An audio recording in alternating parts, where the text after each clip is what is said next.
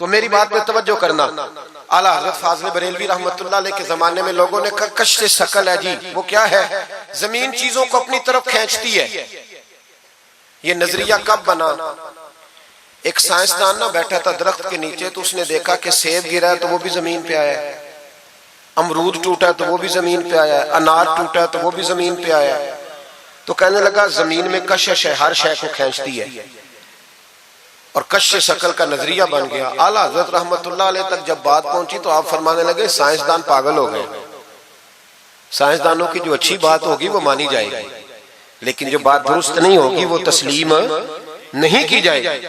आप फरमाने लगे ये क्या बात हुई कि आधा किलो का सेब तो जमीन ने खींच लिया, अमरूद भी खींच लिया, अनार भी खींच लिया, और गुब्बारे में 1.5 छटाक हवा भर दिया, वो जमीन से खींचा नहीं गया, वो ऊपर उड़ गया है। फरमाने लगे ये कैसा कश्श शकल है? 1.5 छटाक हवा होती है ना गुब्बारे में, वो जमीन से खींचा।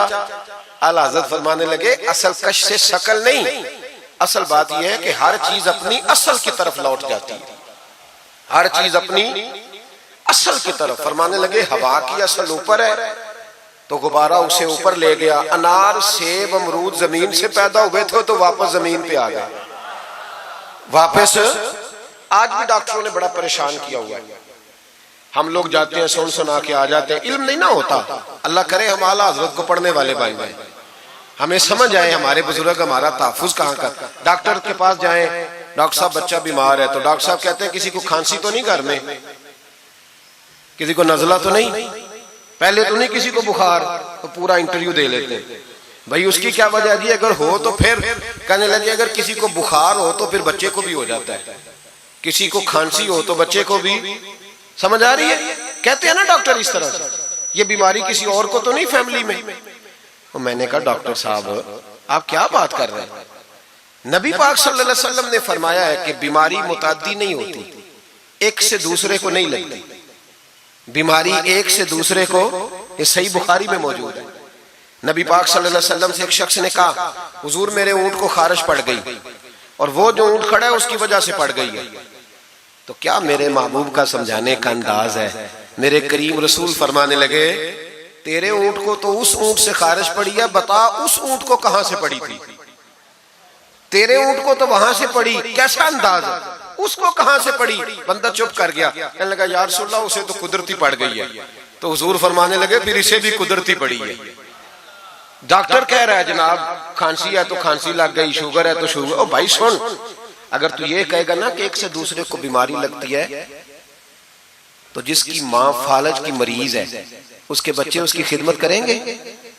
जिसके बाप के वजूद पे रेशा पड़ जाएगा बच्चे करीब जाएंगे कि हमें बीमारी ना लग जाए? इतनी कमजोर। डॉक्टर कहते हैं कजन मैरिज ना करो बच्चे बीमार पैदा होते, और कौम चुप करके सुन लेते। डॉक्टरों को बताओ कि हम डॉक्टरों पर ईमान नहीं लाए, अल्लाह रसूल पे लाए हुए, हमारा ईमान अल्लाह रसूल पे, डॉक्टर पे नहीं है। जो सही बात करेगा डॉक्टर वो मानेंगे, गलत बात नहीं तस्लीम करेंगे। ये मेरे आला हजरत की फिक्र है। डॉक्टर कहते हैं कजन मैरिज ना करो बच्चे बीमार पैदा होते हैं, तो मौला अली और हजरत फातिमा का रिश्ता क्या है? नबी पाक सल्लल्लाहु अलैहि वसल्लम ने खुद अपने सगे चचा की बेटी जनाब उम्मे हानी को दावत निकाह दी थी। कजन मैरिज में कोई मसला होता तो हुजूर ये काम करते थे। कजन मैरिज हो तो बच्चे बीमार पैदा नहीं होते, कजन मैरिज हो तो बच्चे हसन और हुसैन जैसे पैदा होते। इस तरह के नौने हाल अल्लाह ताला अता करता है, उनके तरीकों पर चलने वाले पैदा होते हैं। खुदा का खौफ करो। आप जैसे तैसे, एक मैं रावलपिंडी में था तो एक बच्चा कहने लगा जी मिसवाक के साइंसी फायदे बयान कर दो, मिसवाक के। तो मैंने कहा बेटे साइंस अगर कह भी देना मिसवाक नहीं करनी चाहिए तो हमने फिर भी करनी है। सारी साइंस कहे न करो तो हम फिर भी मिसवाक, इसलिए कि मिसवाक करना मेरे मुस्तफा का तरीका है सल्लल्लाहु। आला हजरत ने अकीदा तौहीद मजबूत किया। एक और चक्कर है बाबा जी का, बाबा जी सरकार जो एक महीना ना नहाए वो छोटा बाबा, और जो 6 महीने गुसल न करे वो बड़ा बाबा। बाबा जी को नमाज नहीं सीधी आती और बाबा जी सरकार बने हुए, हाल ही कोई नहीं। जो अल्लाह के खाते पढ़ गए, और बाबा किस्मत का हाल बता रहा है।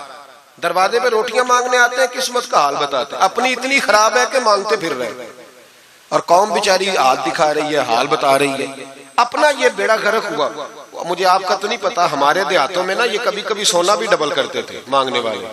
यहाँ भी होता है ये काम जी, वो सोना लाओ जी तुम्हारा सोना डबल कर दे। वो पता तब चलता जब सिंगल भी गायब हो जाता है। बावों के लग गए, फूकों पे लग गई। मुझे एक शख्स करामा सुनाने लगा, कहने लगा मेरे हजरत साहब के पास लोग दूर दूर से दम कराने आते हैं। और मैंने कहा दम कराना जायज है, तवीज देना जायज है, लेकिन मैंने किसी के हदीस में नहीं पढ़ा कि कोई बंदा यमन से हुजूर के पास दम कराने आया हो, मिस्र से दम कराने आया हो। दम कराना बिल्कुल दुरुस्त है, हम खुद करते कराते हैं, लेकिन ये असल दीन नहीं। नबी पाक के पास ना कोई शाम से तवीज लेने आया ना दम कराने आया। रसूल पाक के पास तो जो भी आया करता था नबी पाक का दीन ही सीखने आता था। तो दीन की बात कर, दम दुरूद की ना सुना, ये तो जिमनी बात है, ये तो ज़ैली बात है। आला हजरत दरवाजे पे खड़े थे, एक बाबा मांगने वाला आ गया। आला हजरत से कहने लगा 10 रुपए दो वरना आपका मकान उलट दूंगा। ये नफसियाती कब्जा कर लेते हैं। तो माँ भी बडेरी कहती है दे दो कहीं वाकई ना उलट दे। आला हजरत ने ये अकीदा नहीं हमें सिखाया कि हम रस्सियों से डरते फिरें। इतना कमजोर ईमान, लोग अपने साये से डरने लग गए। बाबा जी कह गए, और छोड़ बाबा जी के मुंह से कौन सा कुरान हदीस निकलता है, बस कर दे। किस चक्कर में कौम को डाल दिया। आला हजरत रहमतुल्लाह अलैह दरवाजे पे खड़े, फिक्रे रजा से मीनार है ना, तो सुनो फिर फिक्रे रजा क्या है, सुनो फिर ये रजा के नेज़े की मार है कि अदू के सीने में गार है, किसे चारा जोई का वार है कि ये वार वार से पार है। आला हजरत रहमतुल्लाह अलैह दरवाजे पे खड़े थे, बाबा जी आ गए, कहने लगे 10 रुपए दो। 10 रुपए का माना उस जमाने में यही था जो आज 10,000 का माना है। 10,000 मांग लिया, कहने लगा दो नहीं तो मकान उलट दूंगा। आला हजरत फरमाने लगे तू 10 के 20 मांग, मैं देने को तैयार हूं, पर मकान उलटने वाली बात गैर शरीया, ये वापस ले ले। शरीयत तुझे ये कहने की इजाजत, मेरी बातों की समझ आ रही है आप हजरात को? वो कहने लगा नहीं मैंने उलट देना है। आला हजरत की वालदा बूढ़ी औरत अंदर से बोली, कहने लगी अहमद रजा दे दो, फकीरों से नहीं उलझते। तो आला हजरत फरमाने लगे अम्मा जो सच्चा फकीर हो मैं तो उसके कदमों में बैठने को तैयार हूं, पैर चूमने को तैयार। हम तो निस्बतों पे मर मिटने वाले लोग, लेकिन बात वो करे जो रसूलुल्लाह की शरीयत इजाजत देती है। जिसकी इजाजत नहीं देती हम वो बात करने की इसे इजाजत नहीं देंगे। उसने कहा जी मैंने उलट देना है। इतनी बात हुई तो आला हजरत के जो शहजादे थे ना, छोटे मुफ्ती आजम हिंद मौलाना मुस्तफा रजा खान साहब, वो मकान की दूसरी छत पर, डबल स्टोरी मकान था, तो ऊपर वाली छत पे खेल रहे थे।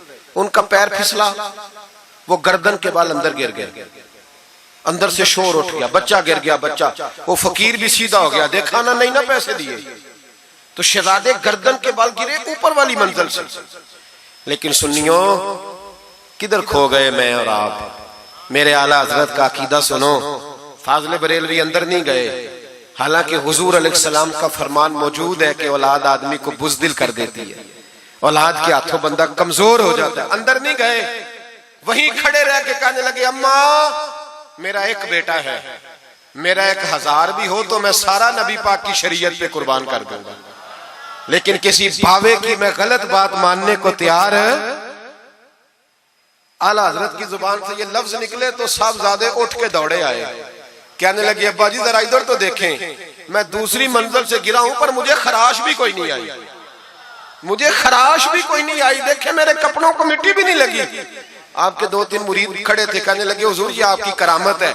आप फरमाने लगे मेरी करामत नहीं, ये मेरा अकीदा है, तौहीद है, ये मेरे रब पर ईमान है, खराश नहीं आई।